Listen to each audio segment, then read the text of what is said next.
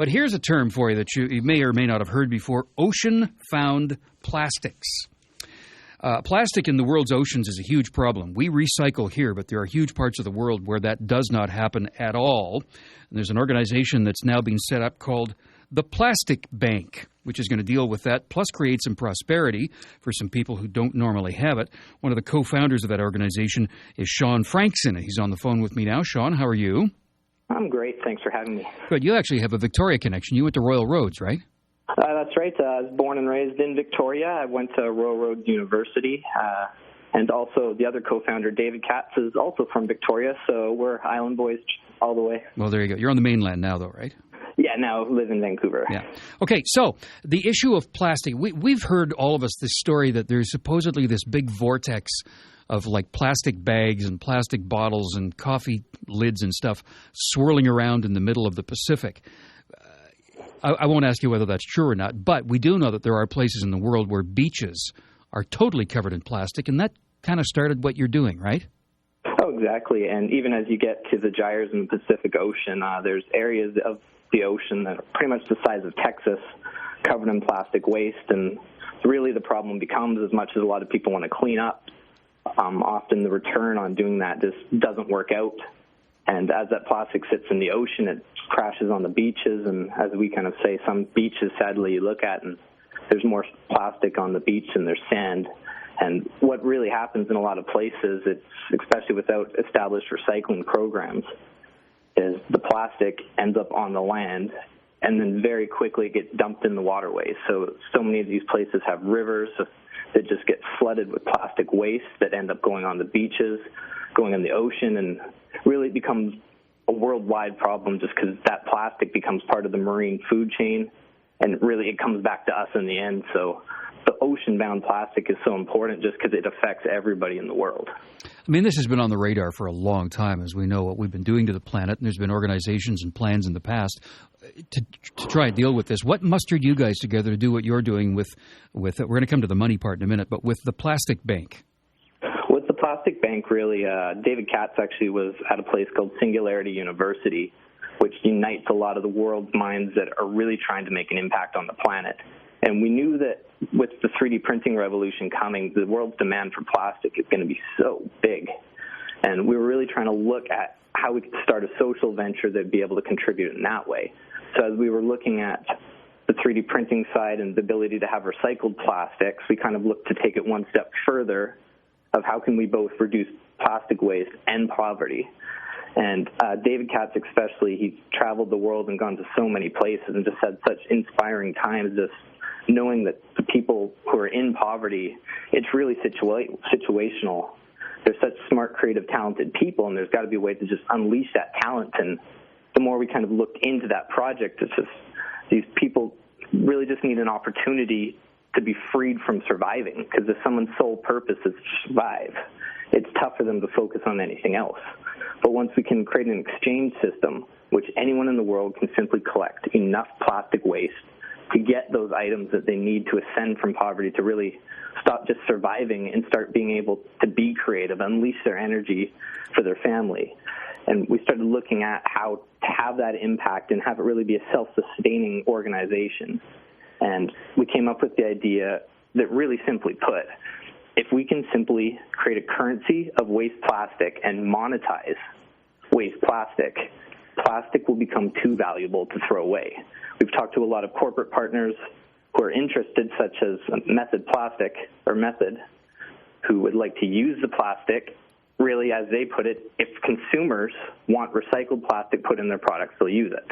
If consumers want ocean-bound plastic, or as we call social plastic, which is plastic harvested for a cause, then they'll use it. It's really just supply and demand. So the main core of what we really want to do for this organization is simply monetize waste plastic and make it too valuable to throw away, while at the same time making it that opportunity to lift someone out of survival mode and really have that win-win solution for kind of both of those main effects in the world. So if a company is then if they're making plastic, but they're using this ocean-found plastic, they therefore are a part of the solution instead of creating a bigger problem.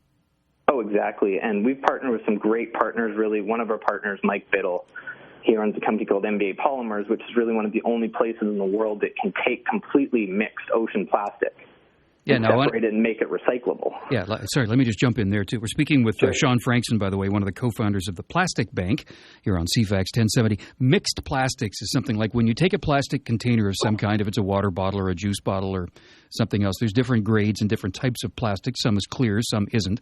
On the bottom of it is usually a triangle with a number in it, and that indicates the nature of what that plastic is. But all plastics combined together, you can't make one product out of the whole mixture of everything, can you?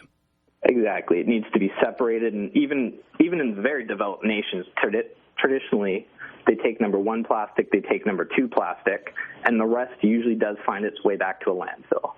But really, with our partnerships, what we have is the ability, especially if someone's going to clean up a shore, it's not as simple as picking up 150 bottles and bringing them back to a return depot.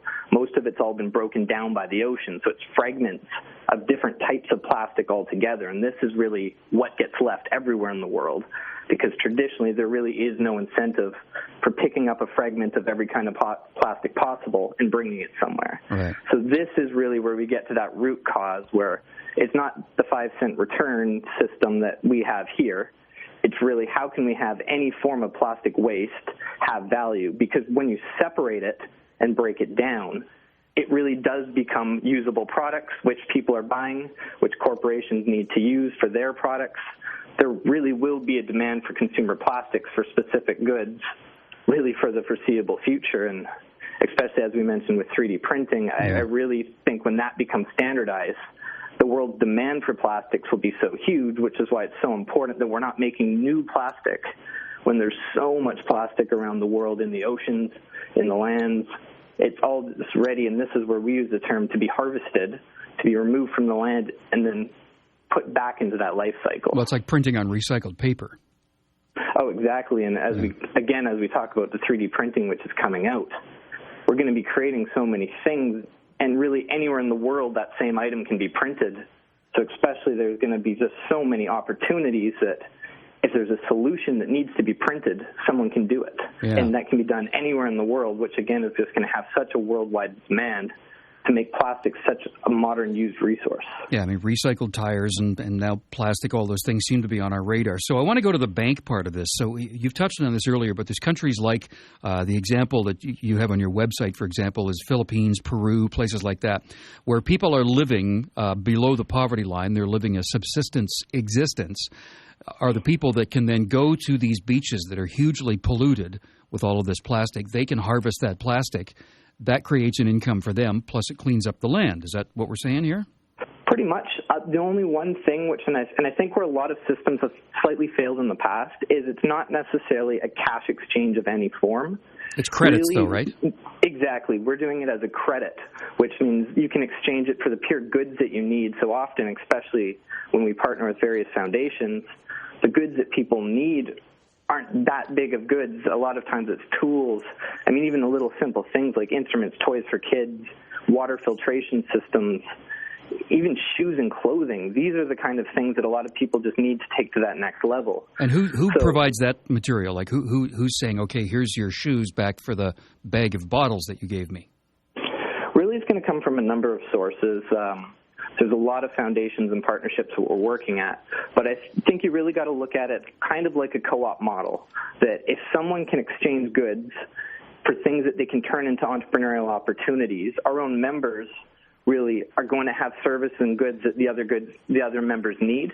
Okay. So really, we'll be able to provide starting inventory, but I really see it being self-sustained as a co-op model where one person's entrepreneurial venture is what someone else needs. And this is where we really let entrepreneurship come to create all the solutions that we need and have everyone contribute to that community, collectively raising its standard of living. So back now to you, Shaun Frankson, and those involved with the Plastic Bank. Are you the catalyst here? Like, what? There has to be something in this for you as your organization. So what's the benefit to you? Yeah, well, for us, both David Katz and I'd put it social entrepreneurs. We build businesses for a living. It's our passion, and both of us, really the passion and purpose is to make a business that's a legacy. It is a triple bottom line business that we really do hope to grow around the world. So explain triple bottom line for us. Well, sometimes you can have a registered not-for-profit, which sadly, the more you know about not-for-profit, sometimes there's very restricting rules as to how you can operate and grow and amplify your cause at the same time. A triple bottom line business is really people, planet, profit, where there is profits that come from the business, and a lot of that allows you to grow, allows you to have a bigger impact, allows you to amplify your cause. And at the same time, as kind of articulated already, the entire purpose of the goal is to clean the planet and empower people. So do you sort of set this up and then get it running and then move along to something else? No, this definitely is going to be something that's it'll be a pretty intensely managed organization as far as overseeing it, see it grow, and really just the scale that we're looking at to grow of not just launch in Peru where we're starting, but to be able to expand through that country and other countries and really have an entire global organization that has people all over the world really working towards that same goal. Yeah. Does that include here?